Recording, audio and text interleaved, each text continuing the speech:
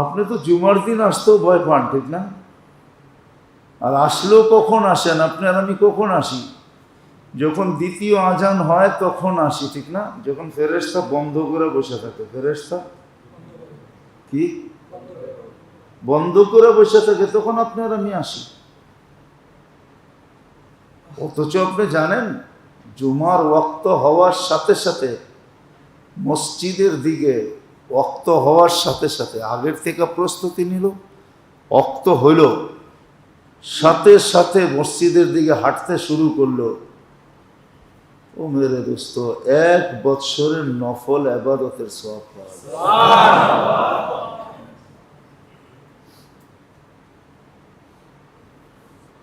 আমরা তো অলস হয়ে গেছি।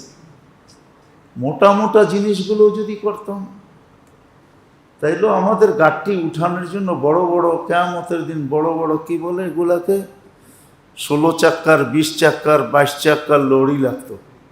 আমগো সওয়াব উঠে আনিতে বড় বড় লরির দরকার হইতো। যদি মোটা মোটা সুযোগগুলো কাজে নিতাম। আসি তো জুমার দিন যখন দ্বিতীয় আজান হয় তারপরে আসি, কেন ইমাম সাহেবদের কথা শুনতে শুনতে আমরা বিরক্ত হয়ে গেছি, ঠিক না? আর এদের কথা আমরা প্রয়োজনও মনে করি না, কেন তো নেটে চাপ দিলেই সব পাওয়া যায়, ঠিক না? তাহলে বইলা দেন আমরাও এরকম সময়ে আসবো, যে আসবো, দ্বিতীয় আজান হবে, খুতবা হবে, নামাজ হবে, আপনারাও যান আমরাও যাই। কেননা আমাকে সময় কাজে লাগানোর অনেক ক্ষেত্র আছে। ঘরে ভেবে আল্লাহ আল্লাহ করবো, কি দরকার এত আগে আসা? আবার যদি এটাও হয় মনে করেন আমাকে দরকারই নেই, ইমাম সাহেব খতিব গো, তাহলে আপনি কোন নামাজ আপনারই করে যান, আমাকে কি দরকার? আপনি মনে করছেন আমাদেরকে আল্লাহ পালবে না? পালবে, বড় ইজ্জতের সাথে পালবে, চিন্তা করেন না। আপনি এমন জায়গায় নিয়ে আপনাকে ঠেকাবে, পানি পড়া 1 বৎসরের বেতন 20 বৎসরের বেতন পানি 1 ফুতে দিয়াই দিব আপনার। এমন জায়গায় আল্লাহ ঠেকায়া দিবনি। আল্লাহ তো আল্লাহ, আমাদেরকে পালবে, চিন্তা করেন না। এটা চিন্তা করেন না যে আমাদের আল্লাহ পালবো না, আল্লাহ পালবে। যে বানাইছে ও পালবে। বানানোর সময়, পয়দা করার সময় কানে আওয়াজ দিয়া পাঠাইছে, হুয়াল্লাযী খালাকাকুম সুম্মা রাযাকাকুম, চিন্তা করিস না, আমি তোরে পয়দা করছি, আমি তোরে পালবো।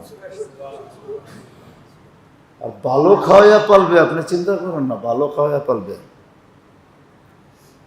তো আসলে যেটা বলতেছিলাম, মোটা মোটা জিনিসগুলো যদি করতাম, জুমার দিন যদি ওয়াক্ত হওয়ার সাথে সাথে মসজিদে চলে আসতাম। গত জুমায় বলছিলাম আমি, আল্লাহ রাসূল বলছে জুমার দিন আমার উপরে দুরূদ শরীফ বেশি বেশি পড়ো।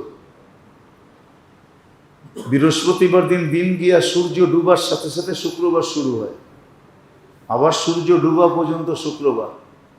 এই যে লম্বা সময়, ইচ্ছা করলে 2-4-10 বার 10,000 কেন 20,000 দুরূদও পড়া যায়, 30,000ও পড়া যায়। আপনি পড়ে দেখেন, ছোট ছোট দুরূদ আছে, আল্লাহুম্মা সাল্লি আলা মুহাম্মদ, আল্লাহুম্মা সাল্লি আলা মুহাম্মদ, পড়েন না। আল্লাহ রসুলের ওয়ার্ড, আর আমার উপরে শুক্রবারে দুরূদ বেশি পড়ো। কাজে আল্লাহ রসুলের লাগবে না, আল্লাহ রসুল তো রসুলই তো, সাইয়্যিদুল আম্বিয়া, উনি তো উনি, কাজে ওনার লাগবে না, আপনার আর আমারই কাজে লাগবে। সময় মতো এগুলো বাহির করে দিবে, এটাও শুনেছিলাম একবার, সময় মতো বাহির করে দিবে। আমলনামার পাল্লা যদি সামনে না ঢোকে তো এই দুরূদগুলা দিয়ে ঝুঁকে দিবে।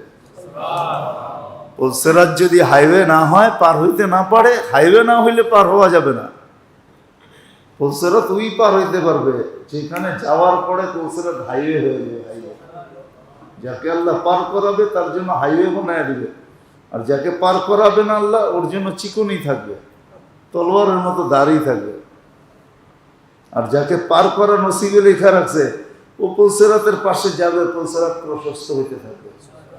দেখেন না কিছু টেকনিক্যাল জিনিস আছে, দরজার দিকে হাইটা গেলে দরজা আস্তে আস্তে খোলে, আপনার খুলতে হয় না। মানুষ যদি এই টেকনিক ফিট করতে পারে, তো আল্লাহ পুলসেরাতে এই টেকনিক ফিট করতে পারে না, পারে না? হ্যাঁ না, আল্লাহ সব দিয়া খালি হয়ে গেছে।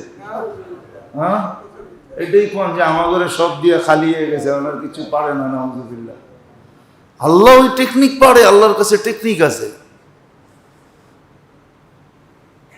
এই জন্য আল্লাহ রসুল বলছে দ্বিতীয় পলসেরাতে তোমাদেরকে পার করানো হবে দুরূদ দিয়া। আজকে তো আমরা মোটা মোটা গুলোও করতাম, সময়কে মূল্যায়ন করতাম। এই জন্য আমি কত দেখাইছি আপনাদেরকে যে ঘুমের থেকে উঠাই মুসলমানের উচিত, যে উঠতে পারছি এটাকে আল্লাহ মূল্যায়ন করা দেখাইছে। তুমি মূল্যায়ন করো, দেখাইছে দেখাইছে মূল্যায়ন করা। আলহামদুলিল্লাহিল্লাযী আহইয়ানা বা'দা মা আমাতানা ওয়া ইলাইহিন নুশুর। আবার এটাও বলে দিছে তুমি আজকে উঠাইলে কি হবে, একদিন তো একদিন তুমি তোমার কাছে ডাইকা নিবেই। ওয়া ইলাইহিন নুশুর, আজকে হয়তো তুমি আমাকে উঠায় দিছো, কিন্তু একদিন তো আসবে মালিক, তুমি তো আমাকে তোমার কাছে ডাইকা নিবেই তুমি। ঘুমের থেকে উঠেই শুকরিয়া আদায় করা।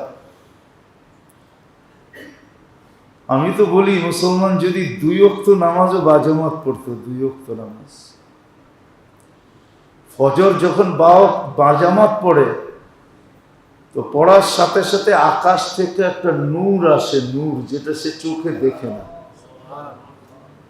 আর যেই নূর সারা দিন আগামী ফজর পর্যন্ত তাকে সুরক্ষিত করতে থাকে, সেফটি। পিপি পরে না, পিপি কি এর পিপি, আরে বোঝেন কোন দেশে থাকেন আপনারা, করোনার জন্য পিপি পরে না? হ্যাঁ দেখছেন? হ্যাঁ মনে হয় চিনেনি না আপনারা, পিপি সিপি চিনেন? হাসপাতালে গেলে দেখবেন ডাক্তাররা কি পুরা টুরা আসে, হ্যাঁ, আর ভিতরে প্লাস্টিকের, তো ভিতরে কামতে থাকে, 2 দিন পরে ঠান্ডা হওয়ার লাগে, হইতে পারে ওই ঠান্ডায় অন্য কিছু হয়ে যেতে পারে, বাতাস তো ঢোকে না। আল্লাহ বলে ফজরের নামাজ বাজামাত পড়ার পরে আমি নূরের পিপি পাঠায় দিই, যেটা সারা দিন তোমাকে সেফটির ভিতরে রাখে। যেরকম পিপি পরা নিজেকে নিরাপদ মনে করে, যে পিপি পরা ফেলছি, হাতে গ্লাভস, নাকে মাস্ক, চোখে চশমা, আবার উপর দিয়ে কি একটা দেয় না ডাক্তার মতো, এগুলো পরা কি মনে করে নিজেকে সেফটি, নিজেকে নিরাপদ মনে করে। আবার বলে আপনারা বুঝবেন না, বিজ্ঞান তো বোঝেন না, এটা বিজ্ঞান সম্মত, ঠিক না? বিজ্ঞান দিয়া পার করে দেয়। তো আল্লাহ বলে, আল্লাহ রসুল বলে ফজরের নামাজ বাজামাত পড়ো, ঘুমের থেকে উঠা মূল্যায়ন করো, ফজরের নামাজ বাজামাত পড়ো, আকাশ থেকে নূর নামবে, নূর, নূরের পিপি নামবে, পিপি, যেটা তোমাকে ফজর পর্যন্ত সেফটি দিবে, তোমাকে সুরক্ষিত করবে, হেফাজত করবে, সব জিনিস থেকে হেফাজত করবে। মিন কুল্লি মাকরুহ, যা তুমি পছন্দ না করো সব কিছু থেকে তোমাকে হেফাজত করবে। কিন্তু আমাদের কথা হলো উঠলে তো পড়বো, উঠিয়ে তো না পড়বো কোত্থেকে, ঠিক না? উঠিয়ে তো না পড়বো কি করে? পরের শব্দটা বলা যাবে না। যখন ফজরে না ওঠে ওয়াক্ত কাজা হয়ে যায়, হয় শয়তান তার লজ্জাস্থান কানের ভিতরে, মুখের ভিতরে ঢুকায় পেশাব করে দেয়, আর সে বলতে থাকে তুই আমার মতো, আমাকে যেরকম বিতাড়িত করছে তুইও এরকম বিতাড়িত, আমি যেরকম অভিশপ্ত তুইও এরকম অভিশপ্ত, আজকে নামাজ পড়স নাই। বলেন এই অবস্থা যদি আপনার আমার হয়, তাহলে তো বিপদ চতুর্দিক থেকে আসবেই, না আসবে না? সেফটি তো আল্লাহ তো পিপি দিছিলেন, কুদরতি পিপি, পড়ি তো নাই। আবার আসরের নামাজ, মান সাল্লাল বারদাইন দাখালাল জান্নাহ, ফজর আর আসর যে জামাতে পড়ে, আল্লাহ ওয়াদা করতেছেন, আল্লাহ রসুল ওয়াদা করছেন, সে জান্নাতে যাবেই যাবে। দাখালাল জান্নাহ, জান্নাত অবধারিত। কেন 2 সময় ফেরেশতারা সিল মেরা যায়। ফজরের সময় একজন ফেরেশতা আমার আমলনামায় সিল মেরা যায়।